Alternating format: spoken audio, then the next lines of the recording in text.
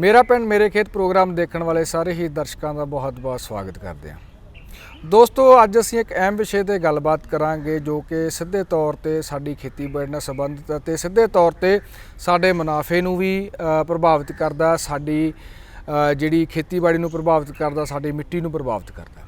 सो अज दा साडा विषय है हरी खाद की महत्ता। इस विषय पर साडे नाल गलबात करनगे डॉक्टर अमनदीप सिंह बराड़ जी। डॉक्टर साहब स्वागत करते हैं प्रोग्राम दे विच जी। धन्यवाद। गलबात करनी डॉक्टर साहब हरी खाद बारे जी। हरी खाद असी सुनते हैं, ग्रीन मनोर असी सुनते हैं जी। साडे किसान वीरां नूं सरल जी भाषा दे विच मैं कहूँगा दसो भी हरी खाद हुंदी की है। जी रविंदर जी जो असी हरियां फसलां हरीए मादे वालियां फसलां नूं जमीन दे विच वाह के खाद बनाउने आ उस नूं असी हरी खाद कह दिंने आ जी। ये हरी खाद असी करदे क्यों आ जी? हरी खाद असी ਜ਼ਮੀਨ ਦੀ ਉਪਜਾਊ ਸ਼ਕਤੀ ਨੂੰ ਵਧਾਉਣ ਲਈ ਕਰਦੇ ਹਾਂ ਜੀ। ਇਸ ਦੇ ਨਾਲ ਜਦੋਂ ਅਸੀਂ ਹਰੀ ਖਾਦ ਕਰਦੇ ਹਾਂ ਤਾਂ ਸਾਡੀ ਜ਼ਮੀਨ ਦੀ ਜਿਹੜੀ ਹੈਗੀ ਉਹ ਭੌਤਿਕ ਬਣਤਰ ਦੇ ਵਿੱਚ ਵੀ ਸੁਧਾਰ ਹੁੰਦਾ ਜੀ। ਉਸ ਦੀਆਂ ਰਸਾਇਣਿਕ ਕਿਰਿਆਵਾਂ ਦੇ ਵਿੱਚ ਵੀ ਫਰਕ ਪੈਂਦਾ, ਉਹ ਵੀ ਸਾਡੀਆਂ ਫਸਲਾਂ ਦੀ ਉਪਜ ਵਧਾਉਣ ਲਈ ਵਧੀਆ ਹੋ ਜਾਂਦੀਆਂ ਤੇ ਉੱਥੇ ਜਿਹੜਾ ਖੁਰਾਕੀ ਤੱਤ ਆ ਉਹ ਵੀ ਸਾਡੀ ਜ਼ਮੀਨ ਦੇ ਵਿੱਚ ਸ਼ਾਮਲ ਹੋ ਜਾਂਦੇ ਆ, ਖਾਸ ਤੌਰ ਤੇ ਜਿਹੜਾ ਨਾਈਟ੍ਰੋਜਨ ਤੱਤ ਆ ਤੇ ਬਾਕੀ ਦੇ ਖੁਰਾਕੀ ਤੱਤ ਜਿਹੜੇ ਹੈਗੇ ਆ ਉਹਨਾਂ ਦੀ ਉਪਲਬਧਤਾ ਸਾਡੀ ਜਿਹੜੀ ਜ਼ਮੀਨ ਦੇ ਵਿੱਚ ਵੱਧ ਜਾਂਦੀ ਆ। ਇਹਨਾਂ ਸਾਰੀਆਂ ਪ੍ਰਕਿਰਿਆਵਾਂ ਨੂੰ ਪੂਰਾ ਕਰਨ ਲਈ ਅਸੀਂ ਜਿਹੜੀਆਂ ਫਸਲਾਂ ਹੈਗੀਆਂ, ਜਿਹੜੀਆਂ ਹਰੇ ਮਾਦੇ ਵਾਲੀਆਂ ਫਸਲਾਂ ਆ, ਉਹਨਾਂ ਨੂੰ ਕਿਸੇ ਫਸਲ ਤੋਂ ਪਹਿਲਾਂ ਜਦੋਂ ਸਾਡੇ ਕੋਲੇ ਖੁੱਲ੍ਹਾ ਟਾਈਮ ਖਾਲੀ ਟਾਈਮ ਹੁੰਦਾ ਉਦੋਂ ਖੇਤ ਦੇ ਵਿੱਚ ਉਗਾ ਲੈਂਦੇ ਆ ਤੇ ਫਿਰ ਉਹਨੂੰ ਅਸੀਂ ਜ਼ਮੀਨ ਦੇ ਵਿੱਚ ਵਾਹ ਕੇ ਜ਼ਮੀਨ ਦੇ ਵਿੱਚ ਦੱਬ ਦਿੰਦੇ ਆ, ਜਿਹੜੀ ਬਾਅਦ ਦੇ ਵਿੱਚ ਗਲ ਸੜ ਕੇ ਇੱਕ ਖਾਦ ਦੇ ਤੌਰ ਤੇ ਕੰਮ ਕਰਦੀ। ਡਾਕਟਰ ਸਾਹਿਬ ਸਾਡੇ ਕੋਲੇ ਬਾਜ਼ਾਰਾਂ ਦੇ ਵਿੱਚ ਏਡੇ ਏਡੇ ਥੈਲੇ ਪਏ ਆ, ਪੈਕਟ ਪਏ ਆ ਜੀ, ਕੈਮੀਕਲਸ ਦੀ ਮੈਂ ਗੱਲ ਕਰ ਰਿਹਾ ਜੀ, ਤੇ ਅਸੀਂ ਉਹ ਕਿਉਂ ਨਾ ਲਈਏ, ਅਸੀਂ ਹਰੀ ਖਾਦ ਹੀ ਕਿਉਂ ਲਈਏ ਜੀ? ਤੇ ਇਹਦੇ ਵਿੱਚ ਏਡਾ ਖਾਸ ਕੀ ਹੈ ਵੀ ਅਸੀਂ ਹਰੀ ਖਾਦ ਵੱਲ ਕਿਉਂ ਆਈਏ, ਅਸੀਂ ਹਰੀ ਖਾਦ ਬਣਾਈਏ ਕਿਉਂ? ਜੀ ਆਮ ਤੌਰ ਤੇ ਸਾਡੇ ਜਿਹੜੇ ਕਿਸਾਨ ਵੀਰ ਆ ਹੁਣ ਉਹਨਾਂ ਦਾ ਰੁਝਾਨ ਜਿਹੜਾ ਉਹ ਰਸਾਇਣਿਕ ਖਾਦਾਂ ਵੱਲ ਜ਼ਿਆਦਾ ਹੋ ਗਿਆ, ਪਰੰਤੂ ਜੇ ਹਰੀ ਖਾਦ ਦੀ ਅਸੀਂ ਗੱਲ ਕਰਦੇ ਹਾਂ ਤੇ ਇਹ ਬਹੁਤ ਪੁਰਾਣੇ ਸਮੇਂ ਤੋਂ ਇਹ ਜਿਹੜੀ ਹੈਗੀ ਆ ਪ੍ਰੈਕਟਿਸ ਚੱਲ ਰਹੀ ਆ, ਜਦੋਂ ਹਰੀ ਖਾਦ ਦੇ ਨਾਲ ਜ਼ਮੀਨ ਦੀ ਉਪਜਾਊ ਸ਼ਕਤੀ ਨੂੰ ਜਿਹੜਾ ਉਹ ਵਧਾਇਆ ਜਾਂਦਾ ਸੀਗਾ। ਜਿੱਥੋਂ ਤੱਕ ਤੁਹਾਡਾ ਜਿਹੜਾ ਸਵਾਲ ਹੈਗਾ ਵੀ ਅਸੀਂ ਰਸਾਇਣਕ ਖਾਦਾਂ ਕਿਉਂ ਨਾ ਵਰਤੀਏ, ਅਸੀਂ ਹਰੀ ਖਾਦ ਵੱਲ ਕਿਉਂ ਜਾਈਏ, ਤਾਂ ਰਵਿੰਦਰ ਜੀ ਠੀਕ ਆ, ਸਾਡੇ ਬਾਜ਼ਾਰ ਦੇ ਵਿੱਚ ਹੁਣ ਖਾਦਾਂ ਦੀ ਉਪਲਬਧਤਾ ਜਿਹੜੀਆਂ ਵੱਖ-ਵੱਖ ਖਾਦਾਂ ਉਹਨਾਂ ਦੀ ਬਹੁਤ ਜ਼ਿਆਦਾ ਹੋਣ ਕਰਕੇ ਜਿਹੜੀਆਂ ਸਾਡੀਆਂ ਹਰੀ ਖਾਦ ਆ ਜਾਂ ਹੋਰ ਸਾਡੀਆਂ ਜਿਹੜੀਆਂ ਹੈਗੀਆਂ ਜੈਵਿਕ ਖਾਦਾਂ ਉਹਨਾਂ ਪ੍ਰਤੀ ਰੁਝਾਨ ਜ਼ਰੂਰ ਘੱਟ ਹੋਇਆ, ਪਰੰਤੂ ਇੱਕ ਦੇਖਣ ਵਾਲੀ ਗੱਲ ਇਹ ਹੈ ਵੀ ਜਿਹੜੀਆਂ ਸਾਡੀਆਂ ਰਸਾਇਣਕ ਖਾਦਾਂ ਉਹਨਾਂ ਦੇ ਵਿੱਚ ਖੁਰਾਕੀ ਤੱਤ ਆ ਜਿਹੜੇ ਉਹ ਥੋੜ੍ਹੇ ਹੁੰਦੇ ਆ ਜੀ। ਥੋੜ੍ਹੇ ਤੋਂ ਬਾਅਦ ਜੇ ਆਪਾਂ ਗੱਲ ਕਰੀਏ ਮੁੱਖ ਤੌਰ ਤੇ ਵਰਤੇ ਜਾਣ ਵਾਲੀ ਸਾਡੀ ਜਿਹੜੀ ਹੈਗੀ ਆ ਨਾਈਟ੍ਰੋਜਨ ਤੱਤ ਆ, ਜਿਹਦੇ ਲਈ ਅਸੀਂ ਯੂਰੀਆ ਖਾਦ ਦੀ ਵਰਤੋਂ ਕਰਦੇ ਹਾਂ ਤਾਂ ਉਹਦੇ ਵਿੱਚ ਇਕੱਲੀ ਨਾਈਟ੍ਰੋਜਨ ਆ। ਇਸੇ ਤਰ੍ਹਾਂ ਜਦੋਂ ਅਸੀਂ DAP ਦੀ ਵਰਤੋਂ ਕਰਦੇ ਹਾਂ ਤਾਂ ਉਹਦੇ ਵਿੱਚ ਨਾਈਟ੍ਰੋਜਨ ਤੇ ਫਾਸਫੋਰਸ ਤੱਤ ਆ, ਪੋਟਾਸ਼ ਵਾਲੀ ਦੇ ਵਿੱਚ ਪੋਟਾਸ਼ ਆ ਜੀ।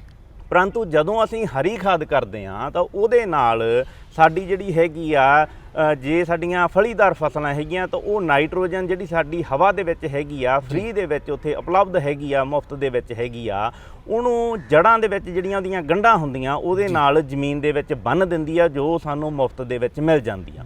ਇਸ ਤੋਂ ਇਲਾਵਾ ਸਾਡੇ ਜਿਹੜੇ ਬਾਕੀ ਖੁਰਾਕੀ ਤੱਤ ਆ ਜਿਹੜੇ ਖਾਸ ਤੌਰ ਤੇ ਜਿਵੇਂ ਫਾਸਫੋਰਸ ਆ, ਜਿਹਦੀ ਉਪਲਬਧਤਾ ਜਿਹੜੀ ਹੈਗੀ ਆ ਜ਼ਮੀਨ ਦੇ ਵਿੱਚ ਕਈ ਵਾਰ ਘੱਟ ਹੁੰਦੀ ਆ, ਤਾਂ ਉਹ ਹਰੀ ਖਾਦ ਦੇ ਨਾਲ ਸਾਡੇ ਜਿਹੜੇ ਬਾਕੀ ਖੁਰਾਕੀ ਤੱਤ ਆ ਉਹਨਾਂ ਦੀ ਉਪਲਬਧਤਾ ਜਿਹੜੀ ਹੈਗੀ ਆ ਉਹ ਜ਼ਮੀਨ ਦੇ ਵਿੱਚ ਵੱਧ ਜਾਂਦੀ ਆ। ਇਸ ਤੋਂ ਇਲਾਵਾ ਸਾਡੀ ਜਿਹੜੀ ਜ਼ਮੀਨ ਆ ਉਹਦੀ ਭੌਤਿਕ ਬਣਤਰ ਉੱਥੇ ਵਧੀਆ ਹੋ ਜਾਂਦੀ ਆ। ਜਿਵੇਂ ਖਾਸ ਤੌਰ ਤੇ ਅਸੀਂ ਗੱਲ ਕਰੀਏ ਸਾਡੀਆਂ ਜਿਹੜੀਆਂ ਜ਼ਮੀਨਾਂ ਜਿਹੜੀਆਂ ਬਹੁਤ ਜ਼ਿਆਦਾ ਭਾਰੀਆਂ, ਜਿਵੇਂ ਹੁਣ ਇਸ ਸਾਲ ਅਸੀਂ ਦੇਖਿਆ ਹਾੜੀ ਦੇ ਵਿੱਚ ਜ਼ਿਆਦਾ ਬਾਰਿਸ਼ਾਂ ਹੋ ਗਈਆਂ, ਕਣਕਾਂ ਦੇ ਵਿੱਚ ਪਾਣੀ ਖੜ ਗਿਆ, ਕਣਕ ਉੱਥੇ ਪੀਲੀ ਪੈ ਗਈ।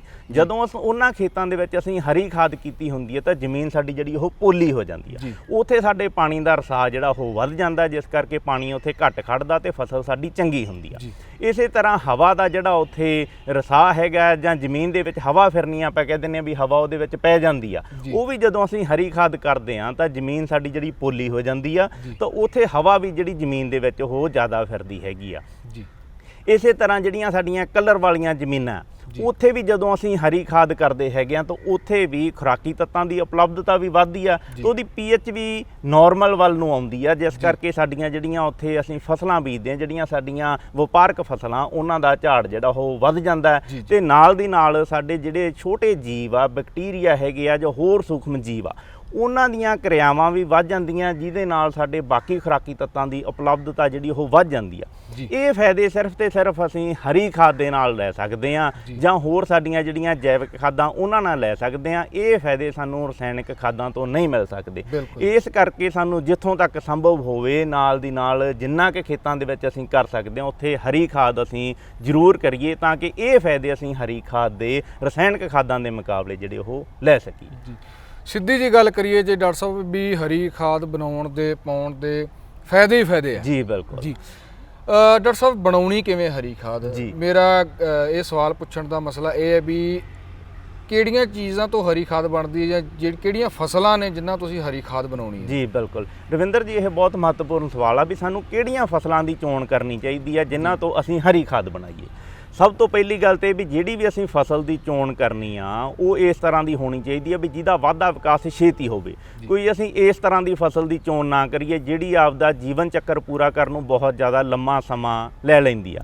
ਕਿਉਂਕਿ ਜਿਵੇਂ ਅਸੀਂ ਦੇਖਦੇ ਹਾਂ ਵੀ ਹੁਣ ਘਣੀ ਖੇਤੀ ਜਿਹੜੀ ਅਸੀਂ ਕਰਦੇ ਹਾਂ, ਸਾਡੇ ਕੋਲੇ ਇੱਕ ਫਸਲ ਵੱਢਣ ਤੋਂ ਲੈ ਕੇ ਅਗਲੀ ਫਸਲ ਦੀ ਬਿਜਾਈ ਤੱਕ ਬਹੁਤ ਘੱਟ ਸਮਾਂ ਹੁੰਦਾ। ਇਸ ਕਰਕੇ ਅਸੀਂ ਉਹਨਾਂ ਫਸਲਾਂ ਦੀ ਚੋਣ ਕਰੀਏ ਜਿਹੜੀਆਂ ਛੇਤੀ ਜਿਹੜਾ ਆਪਦਾ ਜੀਵਨ ਚੱਕਰ ਪੂਰਾ ਕਰ ਲੈਂਦੀਆਂ ਜਾਂ ਹਰੀ ਖਾਦ ਬਣਾਉਣ ਦੇ ਯੋਗ ਹੋ ਜਾਂਦੀਆਂ। ਦੂਜਾ, ਹਰੀ ਖਾਦ ਦੇ ਤੌਰ ਤੇ ਜਿਹੜੀ ਅਸੀਂ ਫਸਲ ਦੀ ਚੋਣ ਕਰਨੀ ਆ ਉਹਦਾ ਪਤਰਾਲ ਜ਼ਿਆਦਾ ਹੋਣਾ ਚਾਹੀਦਾ ਤਾਂ ਕਿ ਜੈਵਿਕ ਮਾਦਾ ਸਾਨੂੰ ਉੱਥੋਂ ਜਿਹੜਾ ਉਹ ਜ਼ਿਆਦਾ ਮਿਲੇ।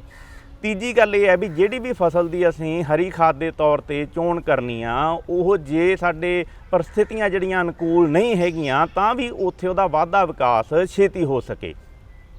ਜੇ ਮੌਸਮ ਦੀਆਂ ਪਰਿਸਥਿਤੀਆਂ ਵੀ ਸਾਡੇ ਉੱਥੇ ਅਨੁਕੂਲ ਨਹੀਂ ਹੈਗੀਆਂ ਤਾਂ ਵੀ ਸਾਡੀ ਉਹ ਫਸਲ ਉੱਥੇ ਛੇਤੀ ਵਾਧਾ ਵਿਕਾਸ ਕਰ ਸਕੇ। ਜੇ ਸਾਡੀ ਜ਼ਮੀਨ ਜ਼ਿਆਦਾ ਉਪਜਾਊ ਨਹੀਂ ਹੈਗੀ ਉੱਥੇ ਵੀ ਉਹ ਫਸਲ ਛੇਤੀ ਵਾਧਾ ਵਿਕਾਸ ਕਰ ਸਕੇ, ਇਸ ਤਰ੍ਹਾਂ ਦੀ ਫਸਲ ਹੋਣੀ ਚਾਹੀਦੀ ਆ। ਫਿਰ ਅਸੀਂ ਫਸਲ ਦੀ ਚੋਣ ਕਰਨ ਲੱਗਿਆਂ ਇਹ ਵੀ ਧਿਆਨ ਰੱਖੀਏ ਵੀ ਉਹ ਫਸਲ ਹਰੇ ਮਾਦੇ ਦੇ ਤੌਰ ਤੇ ਜਿਹੜੀ ਵਰਤਣ ਲਈ ਉਗਾਈਏ ਜਿਹਦੀਆਂ ਜੜ੍ਹਾਂ ਜਿਹੜੀਆਂ ਉਹ ਡੂੰਘੀਆਂ ਤਾਂ ਕਿ ਜ਼ਮੀਨ ਦੇ ਥੱਲੇ ਵਾਲੀਆਂ ਪਰਤਾਂ ਦੇ ਵਿੱਚੋਂ ਉਹ ਖੁਰਾਕੀ ਤੱਤ ਖਿੱਚ ਕੇ ਆਪਦੇ ਹਰੇ ਮਾਦੇ ਦੇ ਵਿੱਚ ਲੈ ਕੇ ਆਵੇ ਤੇ ਜਦੋਂ ਅਸੀਂ ਉਹਨੂੰ ਵਾਹੁੰਦੇ ਹਾਂ ਤਾਂ ਉੱਪਰਲੀ ਸਤ੍ਹਾ ਦੇ ਵਿੱਚ ਸਾਡੇ ਜਿਹੜੇ ਖੁਰਾਕੀ ਤੱਤ ਆ ਥੱਲੇ ਵਾਲੀ ਤਹਿ ਦੇ ਵੀ ਉੱਪਰਲੀ ਸਤ੍ਹਾ ਦੇ ਵਿੱਚ ਆ ਜਾਣ।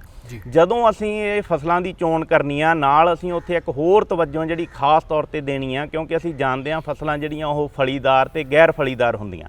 ਜਿਹੜੀਆਂ ਸਾਡੀਆਂ ਫਲੀਦਾਰ ਫਸਲਾਂ ਹੈਗੀਆਂ ਉਹ ਜੜ੍ਹਾਂ ਦੇ ਵਿੱਚ ਗੰਢਾਂ ਬਣਾ ਕੇ ਸਾਡੀ ਜਿਹੜੀ ਵਾਤਾਵਰਣ ਦੇ ਵਿੱਚ ਜਿਹੜੀ ਨਾਈਟ੍ਰੋਜਨ ਖਾਦ ਆ ਉਹਨੂੰ ਬੰਨਣ ਦੀ ਸਮਰੱਥਾ ਰੱਖਦੀਆਂ। ਉੱਥੇ ਗੰਢਾਂ ਦੇ ਵਿੱਚ ਉਹ ਨਾਈਟ੍ਰੋਜਨ ਬੰਨ੍ਹ ਦਿੰਦੀਆਂ ਜਿਸ ਦੇ ਨਾਲ ਸਾਡੀ ਜ਼ਮੀਨ ਦੇ ਵਿੱਚ ਜਿਹੜੀ ਹੈਗੀ ਆ ਉਹ ਨਾਈਟ੍ਰੋਜਨ ਤੱਤ ਉੱਥੇ ਸਾਨੂੰ ਮਿਲ ਜਾਂਦਾ। ਇਸ ਤੋਂ ਇਲਾਵਾ ਜੇ ਗੈਰ ਫਲੀਦਾਰ ਸਾਡੀਆਂ ਜਿਹੜੀਆਂ ਹੈਗੀਆਂ ਉਹ ਹਰਾ ਮਾਦਾ ਜ਼ਰੂਰ ਉੱਥੇ ਸਾਡੇ ਖੇਤ ਦੇ ਵਿੱਚ ਜਮ੍ਹਾਂ ਕਰ ਦਿੰਦੀਆਂ, ਪਰੰਤੂ ਹਰਾ ਮਾਦਾ ਮਿਲ ਜਾਂਦਾ ਪਰੰਤੂ ਉੱਥੇ ਜਿਹੜੀ ਸਾਡੇ ਹੈਗੀ ਆ ਨਾਈਟ੍ਰੋਜਨ ਤੱਤ ਆ ਉਹਦੀ ਉਪਲਬਧਤਾ ਜਿਹੜੀ ਹੈਗੀ ਆ ਉਹ ਵਧਾਉਂਦੀਆਂ ਨਹੀਂ ਗੀਆਂ। ਸਾਡੀ ਜਿਹੜੀ ਆਲਰੇਡੀ ਹੈਗੀ ਆ ਉਹਨੂੰ ਹੀ ਅਵੇਲੇਬਲ ਕਰਦੀਆਂ, ਕੋਈ ਐਡੀਸ਼ਨ ਨਹੀਂ ਉੱਥੇ ਕਰਦੀਆਂ।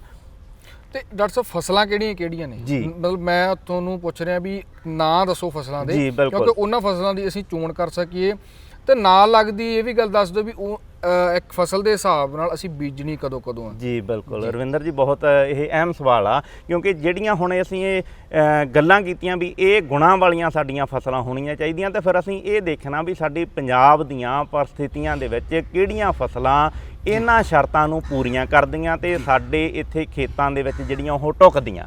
ਹੁਣ ਆਮ ਤੌਰ ਤੇ ਅਸੀਂ ਜਿਹੜੀਆਂ ਪ੍ਰਚਲਿਤ ਫਸਲਾਂ ਦੀ ਜੇ ਗੱਲ ਕਰੀਏ ਤਾਂ ਸਾਡੇ ਪੰਜਾਬ ਦੇ ਵਿੱਚ ਜਿਹੜੀ ਹੈਗੀ ਆ ਆਮ ਤੌਰ ਤੇ ਜੰਤਰ ਆ ਜਿਹਨੂੰ ਢੈਂਚਾ ਵੀ ਕਹਿ ਦਿੰਦੇ ਆ ਉਹਨੂੰ ਮੁੱਖ ਤੌਰ ਤੇ ਜਿਹੜਾ ਹੈਗਾ ਉਹ ਹਰੀ ਖਾਦ ਦੇ ਤੌਰ ਤੇ ਵਰਤਿਆ ਜਾਂਦਾ।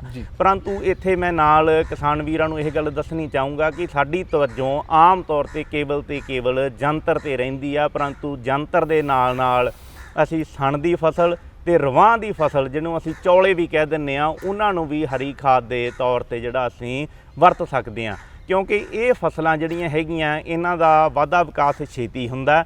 ਇਹ ਗੰਢਾਂ ਵਾਲੀਆਂ ਫਸਲਾਂ ਜ਼ਮੀਨ ਦੇ ਵਿੱਚ ਜਿਹੜੀ ਉਹ ਨਾਈਟ੍ਰੋਜਨ ਤੱਤ ਉਹ ਜਮ੍ਹਾਂ ਕਰਨ ਦੀ ਸਮਰੱਥਾ ਰੱਖਦੀਆਂ, ਛੇਤੀ ਇਹ ਆਪਦਾ ਫਸਲੀ ਚੱਕਰ ਪੂਰਾ ਕਰ ਲੈਂਦੀਆਂ। ਅਸੀਂ ਹਾੜੀ ਦੀਆਂ ਤੇ ਸਾਉਣੀ ਦੀਆਂ ਫਸਲਾਂ ਦੇ ਵਿੱਚ ਆਰਾਮ ਦੇ ਨਾਲ ਇਹਨਾਂ ਨੂੰ ਉਗਾ ਸਕਦੇ ਹਾਂ ਔਰ ਇਹ ਫਸਲਾਂ ਇਸ ਤਰ੍ਹਾਂ ਦੀਆਂ ਜਿਹੜੀਆਂ ਜਦੋਂ ਅਸੀਂ ਖੇਤ ਦੇ ਵਿੱਚ ਵਾਹ ਦਿੰਦੇ ਹਾਂ ਤਾਂ ਇੱਥੇ ਸਾਡੇ ਛੇਤੀ ਗਲ ਜਾਂਦੀਆਂ, ਆਉਣ ਵਾਲੀ ਫਸਲ ਨੂੰ ਖੁਰਾਕੀ ਤੱਤ ਜਿਹੜੇ ਉਹ ਜਲਦੀ ਉਪਲਬਧ ਹੋ ਜਾਂਦੇ ਆ। ਇਹ ਤਿੰਨ ਫਸਲਾਂ ਮੁੱਖ ਤੌਰ ਤੇ ਮੈਂ ਦੁਬਾਰਾ ਦੁਹਰਾ ਦਿਆਂ, ਜੰਤਰ ਜਿਹਨੂੰ ਢੈਂਚਾ ਵੀ ਕਹਿ ਦਿੰਦੇ ਆ, ਸਣ ਤੇ ਰਵਾਂ। ਇਸ ਤੋਂ ਇਲਾਵਾ ਇਸ ਸਮੇਂ ਕਿਸਾਨ ਵੀਰ ਸਾਡੇ ਜਿਹੜੇ ਹੈਗੇ ਉਹ ਮੂੰਗੀ ਦੀ ਕਾਸ਼ਤ ਵੀ ਕਰਦੇ ਆ, ਜਿਹੜੀ ਗਰਮ ਰੁੱਤ ਦੀ ਮੂੰਗੀ ਹੈਗੀ ਆ ਉਹਦੇ ਵਿੱਚ ਵੀ ਜੇ ਕਿਤੇ ਸੰਭਵ ਹੋਵੇ ਤਾਂ ਅਸੀਂ ਜੇ ਉਹਦੀਆਂ ਫਲੀਆਂ ਤੋੜ ਕੇ ਉਹਨੂੰ ਖੇਤ ਦੇ ਵਿੱਚ ਦਬਾ ਦਈਏ ਤਾਂ ਉਹਦੇ ਨਾਲ ਵੀ ਜਿਹੜਾ ਉਹ ਹਰੀ ਖਾਦ ਦੇ ਤੌਰ ਤੇ ਕੰਮ ਕਰਦੀਆਂ। ਜੇ ਅਸੀਂ ਸਣ ਤੇ ਜਿਹੜੀ ਜੰਤਰ ਦੀ ਗੱਲ ਕਰੀਏ ਤਾਂ ਉਹਦੇ ਨਾਲ ਸਾਡੀ ਤਕਰੀਬਨ ਅੱਧੀ ਜਿਹੜੀ ਨਾਈਟ੍ਰੋਜਨ ਖਾਦ ਆ ਜਿਹੜੀ ਹੈਗੀ ਆ ਸਾਉਣੀ ਦੀਆਂ ਫਸਲਾਂ ਖਾਸ ਤੌਰ ਤੇ ਜਿਵੇਂ ਝੋਨਾ ਹੈਗਾ ਉੱਥੇ ਬਚਤ ਹੋ ਜਾਂਦੀ ਆ। ਔਰ PAU ਦੀ ਸਿਫਾਰਿਸ਼ ਵੀ ਹੈ ਵੀ ਜੇ ਅਸੀਂ ਹਰੀ ਖਾਦ ਉੱਥੇ ਸਣ ਜਾਂ ਜੰਤਰ ਨਾਲ ਕੀਤੀ ਹੋਈ ਆ ਤਾਂ ਝੋਨੇ ਦੀ ਫਸਲ ਦੇ ਵਿੱਚ ਅੱਧੀ ਨਾਈਟ੍ਰੋਜਨ ਖਾਦ ਅਸੀਂ ਉੱਥੇ ਘਟਾ ਸਕਦੇ ਹਾਂ।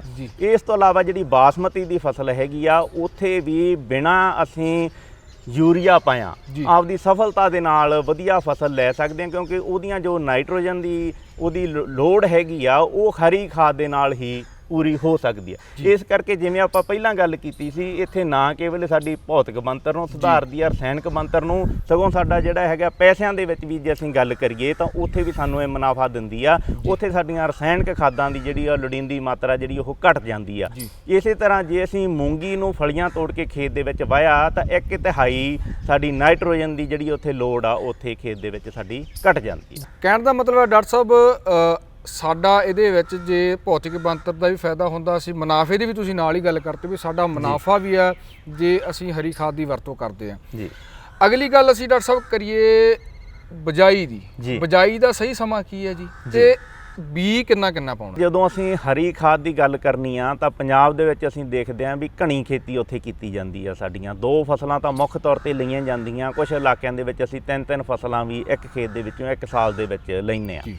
ਜਦੋਂ ਅਸੀਂ ਹਰੀ ਖਾਦ ਦੀ ਅਸੀਂ ਉੱਥੇ ਫਸਲ ਬੀਜਣੀ ਆ ਤਾਂ ਸਾਨੂੰ ਇਹ ਦੇਖਣਾ ਪਊਗਾ ਵੀ 2 ਫਸਲਾਂ ਦੇ ਵਿੱਚ ਉਹਨਾਂ ਕੁ ਅੰਤਰਾਲ ਹੋਵੇ ਤਾਂ ਕਿ ਅਸੀਂ ਆਪਦੀ ਹਰੀ ਖਾਦ ਉਸ ਸਮੇਂ ਉਗਾ ਸਕੀਏ।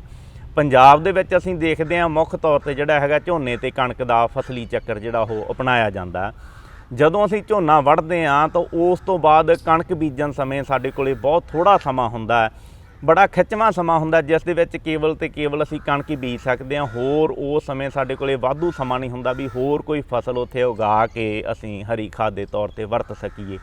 ਦੂਜਾ, ਉਸ ਸਮੇਂ ਮੌਸਮ ਵੀ ਠੰਡਾ ਹੁੰਦਾ, ਇਸ ਕਰਕੇ ਫਸਲਾਂ ਦਾ ਵਾਧਾ ਵਿਕਾਸ ਵੀ ਘੱਟ ਹੁੰਦਾ। ਇਸ ਕਰਕੇ ਉਸ ਸਮੇਂ ਬਹੁਤ ਘੱਟ ਸੰਭਾਵਨਾਵਾਂ ਹੈ ਵੀ ਅਸੀਂ ਕੋਈ ਫਸਲ ਹੋਰ ਉੱਥੇ ਉਗਾ ਸਕੀਏ।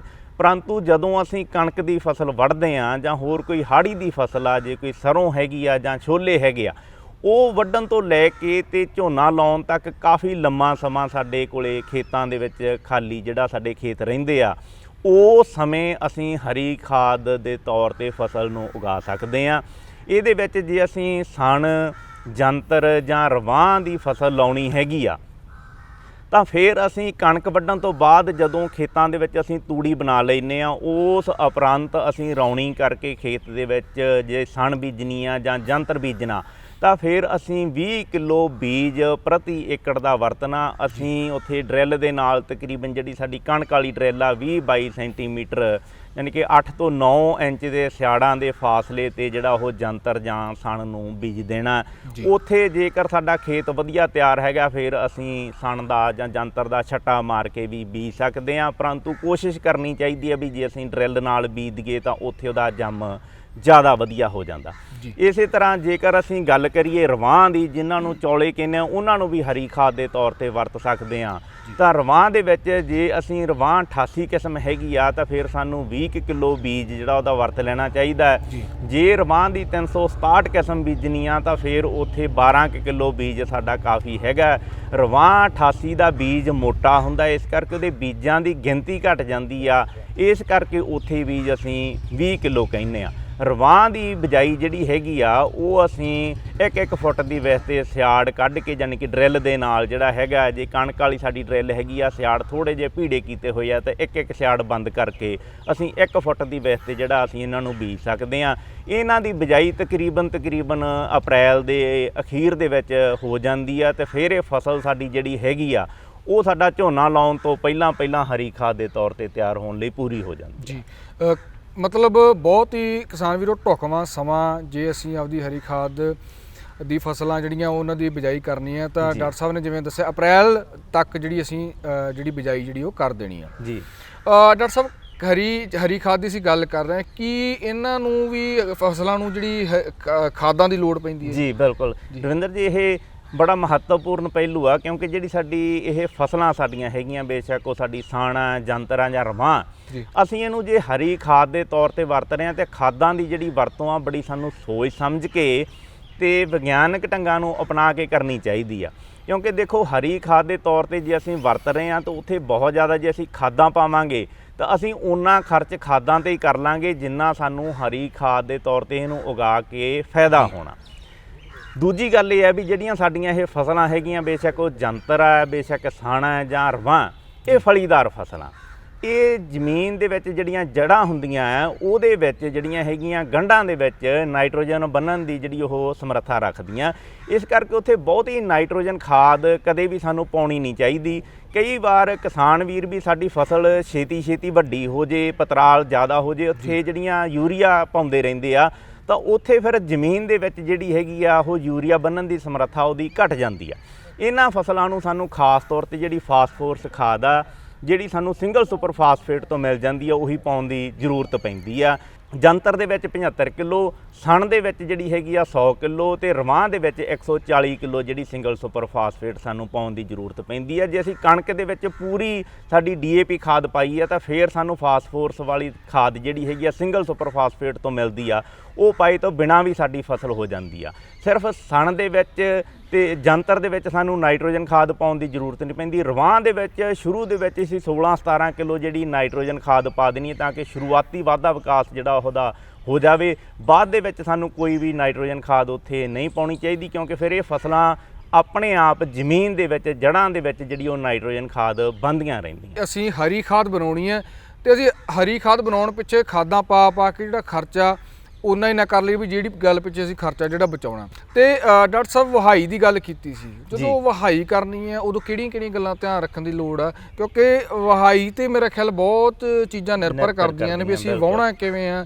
ਉਸੇ ਵਹਾਈ ਨੇ ਸਾਡੀ ਜਿਹੜੀ ਜ਼ਮੀਨ ਦੀ ਉਪਜਾਊ ਸ਼ਕਤੀ, ਜਿਵੇਂ ਤੁਸੀਂ ਹੋਰ ਗੱਲਾਂ ਦੱਸੀਆਂ, ਉਹ ਉਹਨਾਂ ਤੇ ਪ੍ਰਭਾਵ ਪਾਉਣਾ। ਸੋ ਇਹ ਦੱਸੋ ਵੀ ਅਸੀਂ ਵਹਾਈ ਕਰਨ ਵੇਲੇ ਕਿਹੜੀਆਂ ਗੱਲਾਂ ਧਿਆਨ ਰੱਖਣਾ? ਰਵਿੰਦਰ ਜੀ, ਇਹ ਤਾਂ ਸਭ ਤੋਂ ਮਹੱਤਵਪੂਰਨ ਪਹਿਲੂ ਆ ਜਾਂਦਾ ਵੀ ਜੇ ਅਸੀਂ ਹਰੀ ਖਾਦ ਦੇ ਤੌਰ ਤੇ ਕਿਸੇ ਫਸਲ ਨੂੰ ਉਗਾਇਆ, ਉਹਨੂੰ ਖੇਤ ਦੇ ਵਿੱਚ ਵਾਹੁਣਾ ਕਦੋਂ ਆ, ਦਬਾਉਣਾ ਕਦੋਂ ਜੀ। ਤਾਂ ਸਾਡੀਆਂ ਜਿਹੜੀਆਂ ਇਹ ਫਸਲਾਂ ਹੈਗੀਆਂ, ਬੇਸ਼ੱਕ ਅਸੀਂ ਜੰਤਰ ਦੀ ਗੱਲ ਕਰੀਏ ਜਾਂ ਸਣ ਦੀ ਗੱਲ ਕਰੀਏ, ਮੋਟੇ ਜਿਹੇ ਤੌਰ ਤੇ ਗੱਲ ਇਹ ਆ ਵੀ ਜਦੋਂ ਉਹਨੂੰ ਫੁੱਲ ਨਿਕਲਣੇ ਸਟਾਰਟ ਹੋ ਜਾਂਦੇ ਆ ਉਹ ਸਮੇਂ ਵਾਹੁਣ ਲਈ ਬਿਲਕੁਲ ਢੁਕਵਾਂ ਸਮਾਂ ਹੁੰਦਾ। ਆਮ ਤੌਰ ਤੇ ਸਾਡੀਆਂ ਜਿਹੜੀਆਂ ਇਹ ਫਸਲਾਂ ਹੈਗੀਆਂ, ਬੇਸ਼ੱਕ ਉਹ ਸਣ ਜਾਂ ਜੰਤਰ ਆ, ਇਹ ਤਕਰੀਬਨ 6 ਤੋਂ 8 ਹਫ਼ਤਿਆਂ ਦੇ ਵਿੱਚ ਬਿਜਾਈ ਤੋਂ ਲੈ ਕੇ ਵਾਹੁਣ ਲਈ ਤਿਆਰ ਹੋ ਜਾਂਦੀਆਂ। ਜੇ ਸਾਡੇ ਕੋਲ ਇਹ ਸਮਾਂ ਘੱਟ ਹੁੰਦਾ, ਅਸੀਂ ਵਾਹੁੰਦੇ ਹਾਂ ਤੇ ਫਿਰ ਸਾਡਾ ਜਿਹੜਾ ਉੱਥੇ ਹਰਾ ਮਾਦਾ ਹੈ, ਜੈਵਿਕ ਮਾਦਾ, ਉਹ ਖੇਤ ਦੇ ਵਿੱਚ ਘੱਟ ਮਿਲਦਾ। ਜੇਕਰ ਅਸੀਂ ਇਹਨੂੰ ਜ਼ਿਆਦਾ ਲੇਟ ਕਰ ਲੈਂਦੇ ਹਾਂ ਤਾਂ ਫਿਰ ਇਹ ਫਸਲ ਦੇ ਵਿੱਚ ਰੇਸ਼ੇ ਬਣ ਜਾਂਦੇ ਆ, ਚੀੜੀ ਹੋ ਜਾਂਦੀ। ਜਿਵੇਂ ਸਣ ਅਸੀਂ ਖਾਸ ਤੌਰ ਤੇ ਸਾਨੂੰ ਪਤਾ ਹੀ ਆ ਵੀ ਇਹ ਰੇਸ਼ੇ ਦੇ ਤੌਰ ਤੇ ਵੀ ਇਹ ਫਸਲ ਉਗਾਉਂਦੇ ਰਹੇ ਹਾਂ, ਜਿਹਤੋਂ ਅਸੀਂ ਰੱਸੇ ਤੇ ਬੇੜਾਂ ਵੱਟਦੇ ਰਹੇ ਹਾਂ। ਜੇ ਅਸੀਂ ਇਹਨੂੰ ਜ਼ਿਆਦਾ ਲੰਮਾ ਸਮਾਂ ਖੇਤ ਦੇ ਵਿੱਚ ਰੱਖਾਂਗੇ ਤਾਂ ਉੱਥੇ ਰੇਸ਼ੇ ਜ਼ਿਆਦਾ ਹੋ ਜਾਂਦੇ ਆ, ਫਿਰ ਇਹਦੇ ਗਲਣ ਦੇ ਵਿੱਚ ਟਾਈਮ ਜਿਹੜਾ ਉਹ ਜ਼ਿਆਦਾ ਲੱਗਦਾ। ਇਸ ਕਰਕੇ ਸਾਨੂੰ ਬੀਜਣ ਤੋਂ ਲੈ ਕੇ 6 ਤੋਂ 8 ਹਫ਼ਤਿਆਂ ਦੇ ਤੱਕ ਜਦੋਂ ਇਹਨੂੰ ਫੁੱਲ ਆਉਣੇ ਸ਼ੁਰੂ ਹੋ ਜਾਣ, ਉਸ ਸਮੇਂ ਖੇਤ ਦੇ ਵਿੱਚ ਜਿਹੜਾ ਸਾਨੂੰ ਉਹ ਵਾਹ ਦੇਣਾ ਚਾਹੀਦਾ। ਇਸੇ ਤਰ੍ਹਾਂ ਰਵਾਂ ਦੀ ਫਸਲ ਵੀ ਹੈਗੀ ਆ, ਉਹ ਥੋੜੀ ਜਿਹੀ ਲਵੀ ਹੁੰਦੀ ਆ, ਇਸ ਕਰਕੇ ਉਹਦੇ ਵਿੱਚ ਉਨੀ ਸਮੱਸਿਆ ਨਹੀਂ ਆਉਂਦੀ। ਜਦੋਂ ਅਸੀਂ ਖੇਤ ਦੇ ਵਿੱਚ ਝੋਨਾ ਲਾਉਣਾ, ਉਥੋਂ 1-2 ਦਿਨ ਪਹਿਲਾਂ ਅਸੀਂ ਚੰਗੀ ਤਰ੍ਹਾਂ ਖੇਤ ਦੇ ਵਿੱਚ ਵਾਹ ਕੇ ਇਹਨੂੰ ਮਿਕਸ ਕਰ ਦੇਣਾ ਤਾਂ ਕਿ ਛੇਤੀ ਤੋਂ ਛੇਤੀ ਇਹ ਗਲ ਕੇ ਸਾਡੀ ਆਉਣ ਵਾਲੀ ਫਸਲ ਨੂੰ ਖੁਰਾਕੀ ਤੱਤ ਜਿਹੜੇ ਉਹ ਉਪਲਬਧ ਕਰਾ ਦੇਵੇ। ਜੀ ਡਾਕਟਰ ਸਾਹਿਬ, ਇੱਕ ਜਿਹੜਾ ਸਵਾਲ ਉਹ ਆਉਂਦਾ ਵਿਗਿਆਨੀਆਂ ਦੇ ਦਿਮਾਗ ਵਿੱਚ ਵੀ ਆਉਂਦਾ ਤੇ ਆਮ ਕਿਸਾਨਾਂ ਦੇ ਦਿਮਾਗ ਵਿੱਚ ਵੀ ਆਉਂਦਾ, ਬੜੇ ਫਾਇਦੇ ਦੱਸਿਆ ਤੁਸੀਂ ਵੀ ਸਾਡਾ ਮੁਨਾਫਾ ਹੋ ਸਕਦਾ ਹੈ, ਸਾਡੀ ਜ਼ਮੀਨ ਦੀ ਜਿਹੜੀ ਉਪਜਾਊ ਸ਼ਕਤੀ ਆ, ਭੂਮੀ ਦੀ ਸਿਹਤ ਆ ਜਿਹੜੀ ਉਹ ਬਹੁਤ ਵਧੀਆ ਹੋ ਸਕਦੀ ਹੈ ਜੀ। ਪਰ ਫਿਰ ਵੀ ਅਸੀਂ ਪਿੱਛੇ ਕਿਉਂ ਆ ਹਰੀ ਖਾਦ ਵਰਤਣ ਦੇ ਵਿੱਚ? ਮੈਂ ਪਹਿਲਾਂ ਵੀ ਗੱਲ ਕੀਤੀ ਸੀ ਵੀ ਜਗ੍ਹਾ ਤੇ ਅਸੀਂ ਦੁਕਾਨਾਂ ਤੇ ਵੇਖੀਏ ਢੇਰ ਲੱਗੇ ਪਏ ਆ, ਐਡੇ ਗੱਟੇ ਮਿਲਦੇ ਆ ਰਸਾਇਣਿਕ ਖਾਦਾਂ ਤੇ। ਅਸੀਂ ਇੰਨੇ ਫਾਇਦੇ ਹੋਣ ਦੇ ਬਾਵਜੂਦ ਵੀ ਅਸੀਂ ਕਿਉਂ ਪਿੱਛੇ ਆ? ਜੀ ਬਿਲਕੁਲ ਡਾਕਟਰ ਸਾਹਿਬ, ਇਹੀ ਗੱਲ ਹੈ ਕਿਉਂਕਿ ਜਿਹੜੀ ਗੱਲ ਤੁਸੀਂ ਪਹਿਲੂ ਛੋਇਆ ਹੈਗਾ, ਜਿਹੜੀਆਂ ਰਸਾਇਣਿਕ ਖਾਦਾਂ ਦੀ ਉਪਲਬਧਤਾ ਦਾ ਹੋਣਾ, ਹਰੀ ਖਾਦ ਦਾ ਘੱਟ ਹੋਣ ਦਾ ਵਿੱਚ ਸਭ ਤੋਂ ਵੱਡਾ ਇੱਕ ਨੁਕਤਾ ਹੈਗਾ। ਕਿਉਂਕਿ ਜਦੋਂ ਸਾਡੇ ਬਾਜ਼ਾਰ ਦੇ ਵਿੱਚ ਸਾਨੂੰ ਸਾਰੀਆਂ ਰਸਾਇਣਿਕ ਖਾਦਾਂ ਉਪਲਬਧ ਹੁੰਦੀਆਂ ਤੇ ਫਿਰ ਸਾਡੀ ਕਈ ਵਾਰ ਧਾਰਨਾ ਇਹ ਬਣ ਜਾਂਦੀ ਹੈ ਵੀ ਸਾਨੂੰ ਹਰੀ ਖਾਦ ਕਰਨ ਦੀ ਜ਼ਰੂਰਤ ਹੀ ਕੀ ਆ ਜਦੋਂ ਸਾਡੇ ਕੋਲ ਇਹ ਰਸਾਇਣਿਕ ਖਾਦਾਂ ਉਪਲਬਧ ਹੈਗੀਆਂ। ਪਰੰਤੂ ਜਿਵੇਂ ਆਪਾਂ ਜ਼ਿਕਰ ਕਰ ਚੁੱਕੇ ਹਾਂ, ਹਰੀ ਖਾਦ ਦੇ ਆਪਣੇ ਬਹੁਤ ਜ਼ਿਆਦਾ ਫਾਇਦੇ ਆ ਜਿਹੜੇ ਅਸੀਂ ਰਸਾਇਣਿਕ ਖਾਦਾਂ ਦੇ ਨਾਲ ਨਹੀਂ ਲੈ ਸਕਦੇ। ਦੂਜਾ ਇਹਦੇ ਵਿੱਚ ਪਹਿਲੂ ਇਹ ਹੈਗਾ ਵੀ ਜਦੋਂ ਸਾਡੇ ਪੰਜਾਬ ਦੇ ਵਿੱਚ ਅਸੀਂ ਦੇਖੀਏ, ਅਸੀਂ ਘਣੀ ਖੇਤੀ ਕਰਦੇ ਹਾਂ ਤਾਂ ਸਾਡੇ ਕੋਲੇ ਕਈ ਵਾਰ ਉੱਥੇ ਖੇਤ ਖਾਲੀ ਨਹੀਂ ਹੁੰਦਾ ਵੀ ਅਸੀਂ ਉੱਥੇ ਜਿਹੜੀ ਹਰੀ ਖਾਦ ਦੇ ਤੌਰ ਤੇ ਉਹਨੂੰ ਉਗਾ ਸਕੀਏ। ਜੀ। ਤੀਜਾ ਇੱਕ ਹੋਰ ਪਹਿਲੂ ਹੈਗਾ, ਕਿਉਂਕਿ ਕਿਸਾਨਾਂ ਦੇ ਵਿੱਚ ਵਿਚਰਦਿਆਂ ਇਹ ਗੱਲ ਦੇਖਣ ਨੂੰ ਮਿਲਦੀ ਹੈ ਵੀ ਜਦੋਂ ਅਸੀਂ ਹਰੀ ਖਾਦ ਕਰਨੀ ਆ ਤਾਂ ਉਸ ਸਮੇਂ ਸਾਨੂੰ ਪਾਣੀ ਦੀ ਜ਼ਰੂਰਤ ਪੈਂਦੀ ਆ। ਬੇਸ਼ੱਕ ਉਹ ਕਣਕ ਵੱਢਣ ਤੋਂ ਬਾਅਦ ਅਸੀਂ ਹਰੀ ਖਾਦ ਵਾਲੀ ਫਸਲ ਬੀਜਣ ਲਈ ਰੌਣੀ ਕਰਨੀ ਆ, ਜਾਂ ਬਾਅਦ ਦੇ ਵਿੱਚ ਫਸਲ ਪਾਲਣ ਲਈ ਉੱਥੇ ਸਾਡੇ ਪਾਣੀ ਲਾਉਣੇ ਆ, ਕਿਉਂਕਿ ਇਹਨਾਂ ਫਸਲਾਂ ਨੂੰ 2 ਤੋਂ 4 ਪਾਣੀ ਬਾਅਦ ਦੇ ਵਿੱਚ ਵੀ ਲੱਗਦੇ ਆ। ਉਹ ਸਮੇਂ ਪਾਣੀ ਦੀ ਉਪਲਬਧਤਾ ਦਾ ਘੱਟ ਹੋਣਾ ਵੀ ਇੱਕ ਪਹਿਲੂ ਆ ਜਿਹੜੀ ਹਰੀ ਖਾਦ ਲੋਕੀ ਘੱਟ ਬੀਜਦੇ ਹੈਗੇ ਆ, ਕਿਉਂਕਿ ਉਸ ਸਮੇਂ ਦੇਖਣ ਦੇ ਵਿੱਚ ਆਉਂਦਾ ਵੀ ਨਹਿਰਾਂ ਦੇ ਵਿੱਚ ਵੀ ਜਿਹੜੀ ਉਹ ਬੰਦੀ ਆ ਜਾਂਦੀ ਹੈ, ਤੇ ਟਿਊਬਲਾਂ ਦੇ ਵਿੱਚ ਜਿਹੜਾ ਹੈਗਾ ਉੱਥੋਂ ਪਾਣੀ ਕੱਢਣ ਲਈ ਬਿਜਲੀ ਆ ਜਿਹੜੀ ਉਹ ਵੀ ਘੱਟ ਹੁੰਦੀ ਹੈ, ਜਿਸ ਕਰਕੇ ਪਾਣੀ ਦੀ ਉਪਲਬਧਤਾ ਦਾ ਘੱਟ ਹੋਣਾ ਵੀ ਇੱਕ ਕਾਰਨ ਆ ਵੀ ਹਰੀ ਖਾਦ ਘੱਟ ਬੀਜੀ ਜਾਂਦੀ ਆ। ਇਸ ਤੋਂ ਇਲਾਵਾ ਜਿਹੜੀਆਂ ਹਰੀ ਖਾਦ ਵਾਲੀਆਂ ਫਸਲਾਂ ਹੈਗੀਆਂ, ਕਈ ਵਾਰ ਉਹਦੀ ਬੀਜ ਦੀ ਉਪਲਬਧਤਾ ਵੀ ਇਸ ਚੀਜ਼ 'ਤੇ ਫਰਕ ਪਾਉਂਦੀ ਆ ਵੀ ਬੀਜ ਕਿਸਾਨਾਂ ਨੂੰ ਉਹਨਾਂ ਉਪਲਬਧ ਨਾ ਹੋਣ ਕਰਕੇ ਵੀ ਕਈ ਵਾਰ ਉਹ ਜਿਹੜੀ ਹਰੀ ਖਾਦ ਵਾਲੀ ਫਸਲ ਬੀਜਣ ਤੋਂ ਰਹਿ ਜਾਂਦੇ ਆ। ਇਹ ਪਹਿਲੂ ਆ ਜਿਨ੍ਹਾਂ ਕਰਕੇ ਸਾਡੇ ਹਰੀ ਖਾਦ ਜੋ ਅਸੀਂ ਸੋਚਦੇ ਆ ਫਾਇਦੇ, ਉਹਨਾਂ ਦੇ ਹਿਸਾਬ ਦੇ ਨਾਲ ਜਿੰਨੀ ਹੋਣੀ ਚਾਹੀਦੀ ਆ ਉਨੀ ਅਸੀਂ ਖੇਤਾਂ ਦੇ ਵਿੱਚ ਦੇਖਦੇ ਆ ਵੀ ਨਹੀਂ ਹੋ ਰਹੀ। ਸਾਡਾ ਕੋਈ ਕਿਸਾਨ ਵੀਰ ਆ ਉਹ ਇੱਕ ਹਰੀ ਖਾਦ ਯੂਜ਼ ਕਰਦਾ ਜੀ, ਉਹ ਵਰਤਦਾ ਆਪਣੇ ਖੇਤ ਦੇ ਵਿੱਚ ਹਰੀ ਖਾਦ ਪਾਉਂਦਾ। ਇੱਕ ਸਾਡਾ ਜਿਹੜਾ ਕਿਸਾਨ ਵੀਰ ਆ ਉਹ ਜਿਹੜੀ ਰਸਾਇਣਿਕ ਖਾਦਾਂ ਦੇ ਉੱਤੇ ਨਿਰਭਰ ਆ। ਹੁਣ ਮੈਂ ਚਾਹੂੰਗਾ ਵੀ ਤੁਸੀਂ ਸਿੱਧੇ ਤੌਰ ਤੇ ਇਹ ਦੱਸੋ ਵੀ ਉਹ ਹਰੀ ਖਾਦ ਵਾਲੇ ਬੰਦੇ ਦਾ ਲੰਬੇ ਸਮੇਂ ਤੇ ਅੱਗੇ ਜਾ ਕੇ ਫਾਇਦਾ ਕੀ ਹੈ, ਜਾਂ ਰਸਾਇਣਿਕ ਖਾਦ ਵਾਲੇ ਬੰਦੇ ਦਾ ਨੁਕਸਾਨ ਕੀ ਹੈ ਜੀ? ਜੀ ਬਿਲਕੁਲ, ਜਦੋਂ ਆਪਾਂ ਹਰੀ ਖਾਦ ਕਰਾਂਗੇ ਤਾਂ ਜਿਵੇਂ ਤੁਹਾਨੂੰ ਮੈਂ ਪਹਿਲਾਂ ਉਹਦੇ ਫਾਇਦੇ ਦੱਸ ਚੁੱਕਿਆ, ਉੱਥੇ ਇਕੱਲੀ ਖੁਰਾਕੀ ਤੱਤਾਂ ਦੀ ਉਪਲਬਧਤਾ ਨਹੀਂ ਹੋਊਗੀ, ਸਗੋਂ ਸਾਡੀ ਜ਼ਮੀਨ ਦੀ ਜਿਹੜੀ ਹੈਗੀ ਆ ਭੌਤਿਕ ਬਣਤਰ ਸੁਧਰ ਜਾਣੀ ਆ। ਇੱਕ ਵਾਰ ਸਾਡੀ ਹਰੀ ਖਾਦ ਕੀਤੀ 2-3 ਸਾਲ ਤੱਕ ਸਾਡੀ ਜ਼ਮੀਨ ਦੀ ਜਿਹੜੀ ਉੱਥੇ ਬਣਤਰ ਆ ਉਹ ਵਧੀਆ ਬਣੀ ਰਹਿੰਦੀ ਆ, ਆਉਣ ਵਾਲੀਆਂ ਫਸਲਾਂ ਦੇ ਵਿੱਚ ਵੀ ਉਹਨਾਂ ਦਾ ਅਸਰ ਰਹਿੰਦਾ। ਜੇ ਅਸੀਂ ਰਸਾਇਣਿਕ ਖਾਦਾਂ ਦੀ ਗੱਲ ਕਰੀਏ, ਅਸੀਂ ਦੇਖਦੇ ਹਾਂ ਵੀ ਸਾਨੂੰ ਇੱਕ ਫਸਲ ਦੇ ਵਿੱਚ ਪਾਉਂਦੇ ਹਾਂ ਤੇ ਅਗਲੀ ਫਸਲ ਦੇ ਵਿੱਚ ਫੇਰ ਸਾਨੂੰ ਨਾਲ ਦੀ ਨਾਲ ਰਸਾਇਣਿਕ ਖਾਦਾਂ ਜਿਹੜੀਆਂ ਉਹ ਪਾਉਣੀਆਂ ਪੈਂਦੀਆਂ, ਔਰ ਉਹ ਰਸਾਇਣਿਕ ਖਾਦਾਂ ਸਾਡੀ ਜਿਹੜੀ ਹੈਗੀ ਆ ਜ਼ਮੀਨ ਦੀ ਭੌਤਿਕ ਬਣਤਰ ਨੂੰ ਸੁਧਾਰਨ ਦੇ ਵਿੱਚ ਕੋਈ ਐਡਾ ਰੋਲ ਅਦਾ ਨਹੀਂ ਕਰਦੀਆਂ, ਸਿਰਫ ਸਾਡੀਆਂ ਜਿਹੜੀਆਂ ਫਸਲ ਦੇ ਖੁਰਾਕੀ ਤੱਤਾਂ ਦੀ ਜ਼ਰੂਰਤ ਜਿਹੜਾ ਉਹ ਪੂਰਾ ਕਰਦੀਆਂ। ਪਰੰਤੂ ਜਦੋਂ ਅਸੀਂ ਹਰੀ ਖਾਦ ਕਰ ਦਿੰਦੇ ਆ ਉੱਥੇ ਫਿਰ ਉਹ ਸਾਡੀ ਖੁਰਾਕੀ ਲੋੜਾਂ ਵੀ ਫਸਲ ਦੀਆਂ ਪੂਰੀਆਂ ਕਰਦੀ ਆ, ਨਾਲ ਦੀ ਨਾਲ ਜ਼ਮੀਨ ਦੀ ਭੌਤਿਕ ਬਣਤਰ ਵੀ ਸੁਧਾਰਦੀਆਂ ਤੇ ਰਸਾਇਣਿਕ ਬਣਤਰ ਵੀ ਸੁਧਾਰਦੀਆਂ। ਜਿਵੇਂ ਆਪਾਂ ਪਹਿਲਾਂ ਗੱਲ ਕੀਤੀ ਸੀ ਵੀ ਜ਼ਮੀਨ ਭਾਰੀ ਆ, ਪਾਣੀ ਨਹੀਂ ਜੀਰਦਾ, ਤਾਂ ਉੱਥੇ ਜੇ ਅਸੀਂ ਹਰੀ ਖਾਦ ਕਰ ਦਿਆਂਗੇ ਤਾਂ ਪਾਣੀ ਜੀਰਨ ਲੱਗ ਜਾਂਦਾ। ਦੂਜੇ ਪਾਸੇ ਜੇ ਅਸੀਂ ਗੱਲ ਕਰੀਏ ਜਿੱਥੇ ਸਾਡੀ ਜ਼ਮੀਨ ਰੇਤਲੀ ਹੈ, ਜਿੱਥੇ ਪਾਣੀ ਖੜਦਾ ਨਹੀਂ, ਉੱਥੇ ਸਾਡੀ ਜ਼ਮੀਨ ਦੀ ਭੌਤਿਕ ਬਣਤਰ ਵਧੀਆ ਹੋਣ ਦੇ ਨਾਲ ਜ਼ਮੀਨ ਵੱਜਣ ਲੱਗ ਜਾਂਦੀ ਆ, ਤਾਂ ਉੱਥੇ ਪਾਣੀ ਥੋੜਾ ਜਿਹਾ ਖੜਨ ਲੱਗ ਜਾਂਦਾ। ਇਸ ਕਰਕੇ ਇਹ ਦੋਨੋਂ ਪਾਸੇ ਕੰਮ ਕਰਦੀ ਆ। ਭਾਰੀ ਜ਼ਮੀਨ ਦੇ ਵਿੱਚ ਪਾਣੀ ਰਿਸਣ ਲਾ ਦਿੰਦੀ ਆ, ਤੇ ਜਿੱਥੇ ਜ਼ਮੀਨ ਹਲਕੀ ਆ ਉੱਥੇ ਪਾਣੀ ਜ਼ਮੀਨ ਦੇ ਵਿੱਚ ਜਜ਼ਬ ਕਰਨ ਦੀ ਇਹਦੀ ਸ਼ਕਤੀ ਜਿਹੜੀ ਉਹ ਵੱਧ ਜਾਂਦੀ ਆ। ਉਹ ਸਾਡੀਆਂ ਫਸਲਾਂ ਲਈ ਉੱਥੇ ਪਾਣੀ ਉਪਲਬਧ ਰਹਿੰਦਾ। ਉੱਥੇ ਹਲਕੀ ਜ਼ਮੀਨ ਦੇ ਵਿੱਚ ਵੀ ਫਿਰ ਅਸੀਂ ਵਧੀਆ ਫਸਲ ਜਿਹੜੀ ਉਹ ਲੈ ਸਕਦੇ ਹਾਂ। ਇੱਕ ਪਾਣੀ ਉਪਲਬਧ ਹੋ ਜਾਂਦਾ, ਦੂਜਾ ਖੁਰਾਕੀ ਤੱਤ ਉਪਲਬਧ ਹੋ ਜਾਂਦੇ, ਤਾਂ ਉੱਥੇ ਵੀ ਅਸੀਂ ਭਰਪੂਰ ਫਸਲ ਜਿਹੜੀ ਆਪਦੀ ਲੈ ਸਕਦੇ ਹਾਂ। ਮੈਨੂੰ ਲੱਗਦਾ ਵੀ ਜਿੰਨੇ ਤੁਸੀਂ ਫਾਇਦੇ ਹਰੀ ਖਾਦ ਦੇ ਤੁਸੀਂ ਦੱਸਦੇ ਆ, ਸਾਰੇ ਸਾਡੇ ਦਰਸ਼ਕ, ਸਾਡੇ ਸਾਰੇ ਕਿਸਾਨ ਵੀਰ ਮੈਨੂੰ ਲੱਗਦਾ ਹੈਗਾ ਵੀ ਇਸ ਪਾਸੇ ਵੱਲ ਬਿਲਕੁਲ ਆਉਣਗੇ। ਤੇ ਡਾਕਟਰ ਸਾਹਿਬ ਬਹੁਤ ਜਿਹੜੀ ਵਧੀਆ ਤੁਸੀਂ ਜਾਣਕਾਰੀ ਦਿੱਤੀ ਹੈ, ਬਹੁਤ ਬਹੁਤ ਧੰਨਵਾਦ ਤੁਹਾਡਾ। ਥੈਂਕ ਯੂ ਕਿਸਾਨ ਵੀਰੋ, ਤੁਹਾਡਾ ਹੀ ਬਹੁਤ ਬਹੁਤ ਧੰਨਵਾਦ।